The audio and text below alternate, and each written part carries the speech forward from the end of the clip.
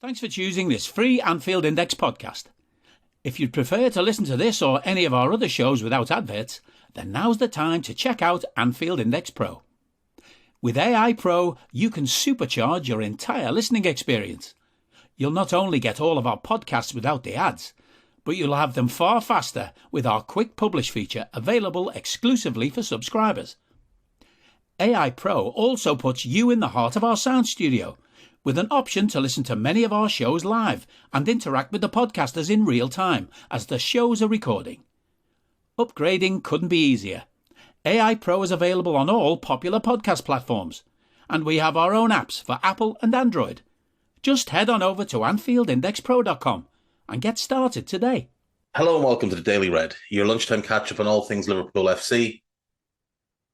On a Monday after Liverpool went out of the FA Cup, 2-1 at the Amex against Brighton and Hove Albion, our second defeat to Brighton in a couple of weeks, and the third time that under this new manager, Roberto De Zerbi, that they have outplayed us pretty comprehensively.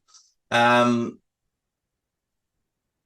asked Eddie if I could turn this podcast into a podcast where I just talk about things that are red rather than, Liverpool, because the title is just the Daily Red. It's not the Daily Red LFC or anything like that. So I could talk about things that were red, like poppies and rubies and strawberries and chili peppers and rhubarb. And I have a whole list of 140 things here that are red. I also have a list of 20 football clubs who wear red, the 20 best football clubs who wear red. Unfortunately, number one on that list is Liverpool. There's no escaping this morass. There's no escaping this mess. So we should just briefly touch on the game. Eddie didn't even give me an answer. He just laughed at me. So, I also asked if we could turn post-match Raw into a Celtic pod, because that's the only footballing joy I have in my life at the moment. And I was just laughed at. So I'm assuming that one's a no, but I'm still hopeful on this thing. So, tune in tomorrow where we might be talking about beetroot or northern red snapper or lobster or northern cardinals or cranberries. And wouldn't that be exciting? What a series we could make out of that. Every day we could talk about a different thing. That's 140 days worth of podcasts I could do without mentioning the Liverpool Football Club. Throw in the football teams, it's 159. 159 days without having to talk about Liverpool. That would be wonderful. It would be that's 32 weeks nearly worth of podcasts that I could do without talking about Liverpool. It'd be great. Next season will be here by the time we get back to talking about Liverpool. But we should talk about the game. I don't even know where to start. Klopp lined up with the team I think people were hoping for in terms of the personnel, with one exception. So I think a lot of people hoped that Darwin would come back, but he was on the bench. We had Alisson in goal, Trent, Ibu, Joe, Robbo at the back. It's the best available defence. Thiago, Besetic, and Naby in midfield. It's the best midfield we have at the moment, which, for a number of reasons, is hugely concerning. And then Salah, Gakpo, and Elliott in attack. And once again, Harvey Elliott left wing, Cody Gakpo through the middle. What the logic is here, I have no idea. We start off pretty well. Let's be fair. The first half we played pretty well, and Harvey put us 1-0 up on 30 minutes from a Mo Salah through ball. Naby had been involved in the build-up. Naby to Mo to Harvey. Harvey scores. 1-0 up, and you're starting to feel, maybe this is turning itself around. Then Lewis Dunk scores 9 minutes later. It's no longer turning itself around. It's just continuing on the same course of not being very good at the football. But, we get to half-time, 1-1, and the big gripe you can have is that we've once again conceded off a set piece, albeit a second action off a set piece. And the goal is a fluke. Like, Lewis Dunk doesn't mean to score that goal. It's Lamptey's shooting and it just hits Dunk and finds its way in. Dunk knows nothing about it.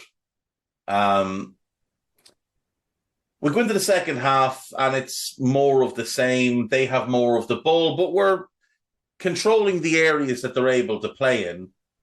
Defensively, Mitoma's having a lot of joy against Trent, but it's manageable. The midfield is more than holding their own. The change to make here is Darwin on for Harvey. And Klopp does make that change on 59 minutes. Unfortunately, he made two other changes at the same time. He brought James Milner on for Trent, and he brought Henderson on for Keita.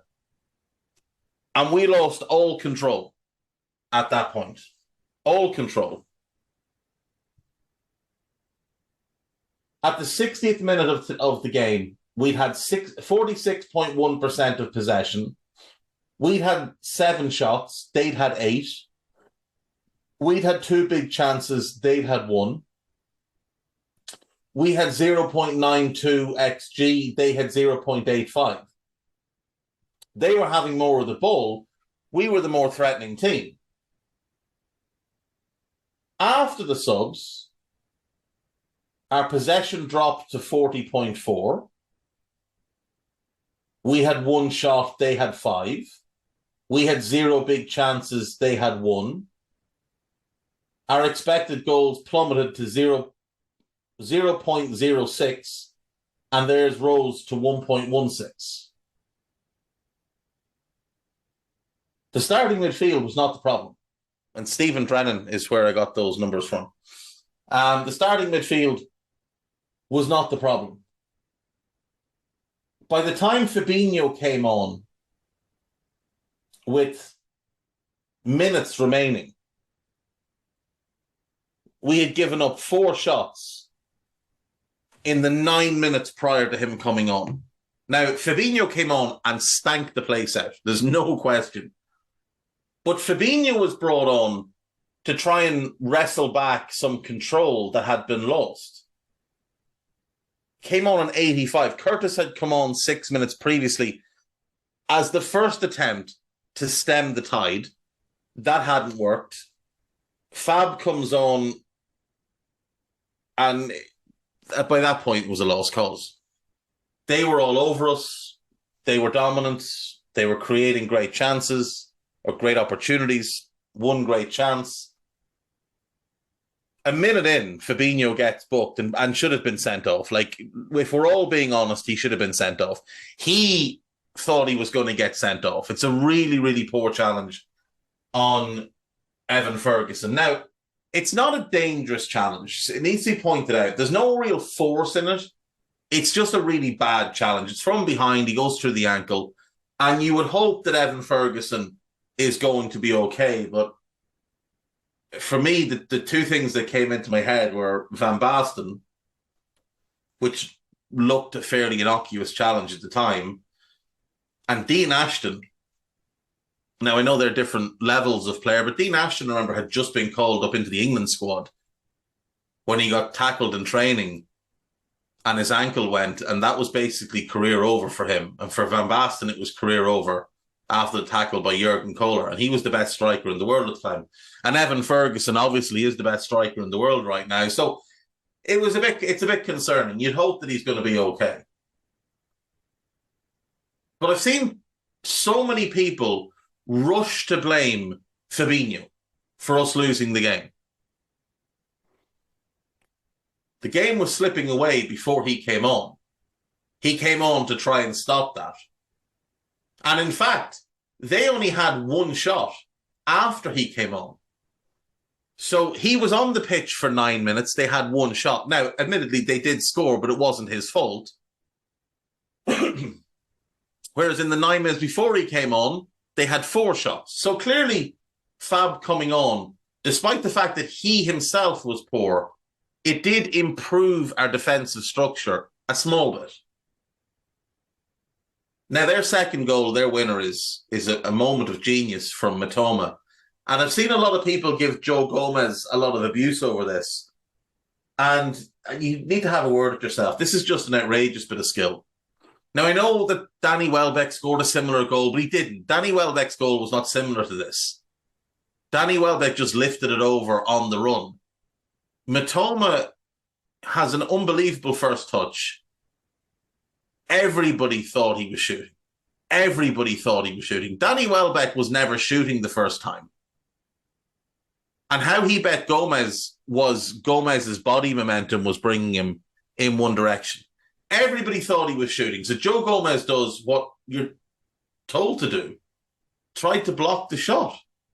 And yes, he ends up looking ridiculous. He ends up looking really ridiculous.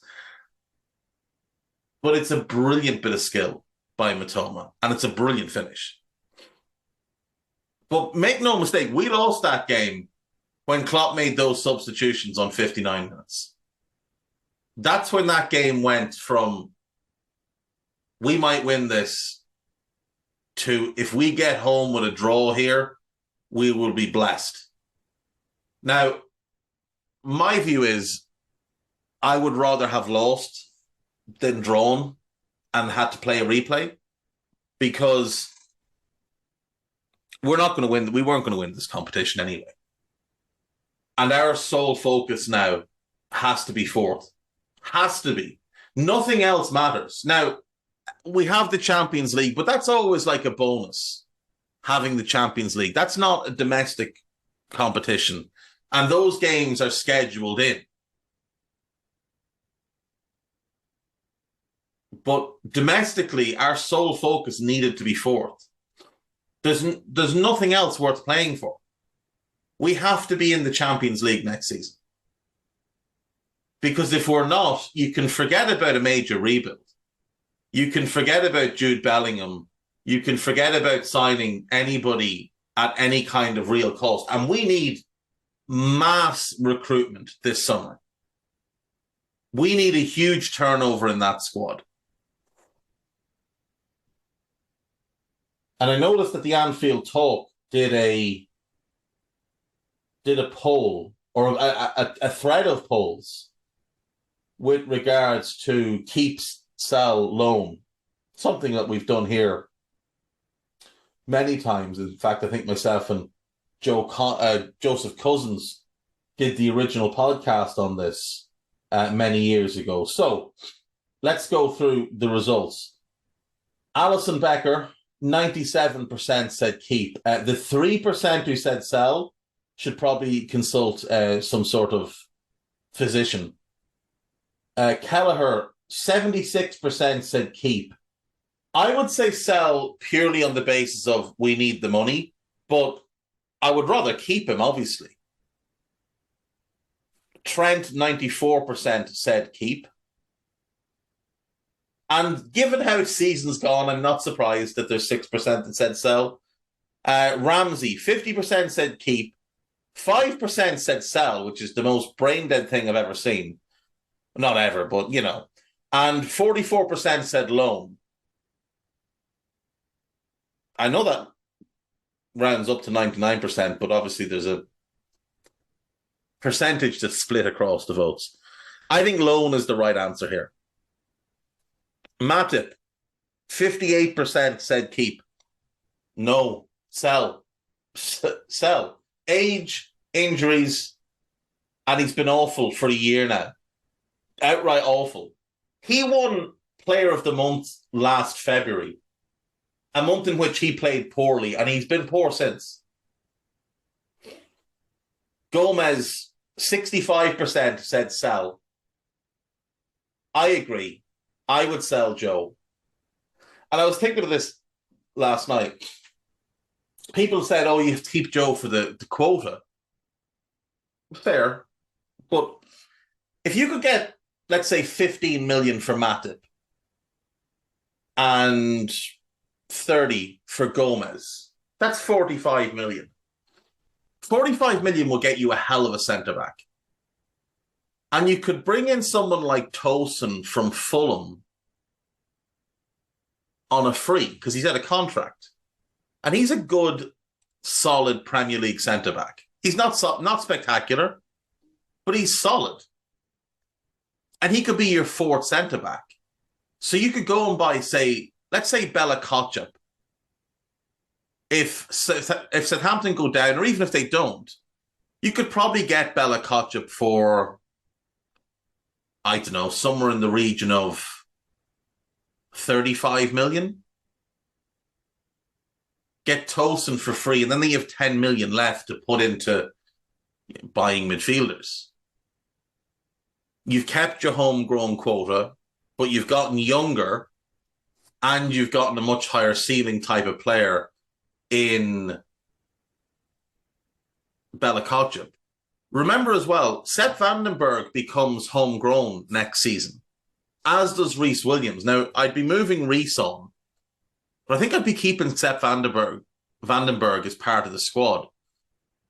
And I'd also be quite interested to see if we'll move for his brother this summer as well, because he's 18, which means if you got him now, in 3 years, he would become a homegrown player. And he's apparently more talented than Sepp. So Vandenberg as the fifth centre-back next season would be ideal. So you'd have him and Tosin as homegrown. So that's a decent way to keep the squad fresh. Van Dijk, 95% said keep. Again, with how he's played, I can kind of understand why 5% said sell. Ibu Kanate, 97% said. So who are these 3% that said sell? Who are these 3%? Who are these people? I want to meet them. Andy Robertson, 94% said sell. If we got a really good offer for Robbo, I'd probably take it. Just given his age and the fact that I do think he's declining ever so slightly. Costas, 83% said keep. He's an easy sell for me. An easy sell. He'll be worth good money this summer. And you can find a cheap left back to fill in, and preferably maybe a homegrown left back. Fabinho, 79% said sell. And I can get on board with it 100%. I think you either need to sell him or you make him the Matip replacement at centre-back. I think if you can get good money for Fabinho, you move him on. Henderson, 66% said sell. I'm amazed that it's that low. Like, how are we not universally in agreement on this? The lad's been garbage for 18 months. He was poor the year before that. He's not a player in poor form at this point. He's just a poor player. And we've got 2 more years left at 10 million a year. Like, he is one of the most obvious candidates to go under any other manager. But Jurgen, I'm not too loyal. Klopp is too loyal. Besetic, 93% said keep, 7% said loan. Keita, 37% said to extend, 63% said leave, let him leave. I would let him leave, but mostly for his own benefit. I think the club would benefit from keeping him, but I think his career would be better if he left. Ox, 4% said extend, 96% said let go. That's how it should be. Thiago, 93% said to keep, 7% said to sell. James Milner, 71% said to let go for free. 29% said extend. What is wrong with these people? Harvey Elliott, 75% said keep, 18% said loan, 7% said sell. If we got a good offer for Harvey, if we got 25, 30 million on some add-ons, it would be wise to take it. Talented as he is, he just doesn't fit. Curtis Jones, you have to keep Curtis because of the quota. But 9% said keep, 29% said loan, 61% said sell. Carvalho, 48% said keep, 47% said loan, 5% said sell. I would loan, but again, if we got 20 million and some offers, absolutely sell. Or 20 million, some add-ons, rather, absolutely sell. Salah, 79% said keep. And I noticed that on the Anfield Index Twitter, we have a poll up at the moment. Dystopian future. Newcastle finish in the Premier League's top 4 to qualify for Champions League next season, and their Saudi owners bid 100 million for Salah, the poster boy of the Arab world. Considering the size of the rebuild required at Liverpool, do you take it? At the moment, 65% are saying yes. It's a really tough one. I think if we do miss Champions League, it might be the only way we can actually rebuild. Jota, 95% said keep. Darwin, 93% said keep. Diaz, 97% said keep. And Firmino, 70% said extend his contract. Again, like, what have you been watching for the last 3 seasons? I know we had a couple of good games this season, but that's what it was. A couple of good games, like 4, where he did some stat pad. And he's injured now for over a month from a small injury that was meant to take a couple of days. Madness. I can't even be arsed with the sites. This is Anfield, Liverpool.com. Check them out. There'll be loads of stuff there. On AnfieldIndex.com, there's a piece up, and the window ends once again with a loan. This was written by Stephen Smith. It profiles Matteo Guendouzi, who's an interesting player, and also someone that's rumoured to be available for loan. He's also meant to be a bell end, so that's something just to consider there. And then there's a piece on Sander Berge written by David Davis. Sander Berge just isn't good enough to play for us. He just isn't. He has regressed drastically from where he was a few years ago. And I keep saying, people say, oh, you could play as a 6 or an 8. The best role for him since moving to Sheffield United has been as a 10. It hasn't been as a 6 or an 8. So I don't really think there's much logic in us signing him, regardless of whether Klopp has a hard-on for him or not. We have a few new podcasts. There is an Anfield Index podcast, episode 354. Trev and Lisa Marie talking about Sean Dyche, Anthony Gordon, Moises Caicedo, and a bunch of other things. There is a post-match Raw, which was Guy and Justin Wells, God bless them, having to talk about that. And there is a Scouser Tommies entitled Cecil's Banner. Jim Boardman and Tony Evans there having a chat. For those who want an escape from the football, there is a Buzz podcast, which should be out today or tomorrow. Myself and Brother Downey discussing JFK, Kevin Costner, and great 90s movies. So give that a listen. And I'll see you tomorrow. To talk about, I don't know, red bell peppers, hopefully we get the go-ahead for the new revamped Daily Red. Bye-bye. We hope you enjoyed listening to this Anfield Index show. Please be sure to subscribe to our channel so future podcasts find their way to your device automatically. There's nothing quite like fan engagement, and we'd love to know what you think of anything discussed on this show. The best way to get in touch is over on our free Discord community, where both podcasters and listeners debate the hottest LFC topics 24/7. Sign up free now at AnfieldIndex.com/Discord. You won't regret it. You can also follow us on Twitter at Anfield Index and find us on Facebook by searching for Anfield Index. Oh, and before you go, we'd love it if you could leave us a 5-star review on your favourite podcast app. It only takes a couple of seconds, and it means the world to the people who create these free shows.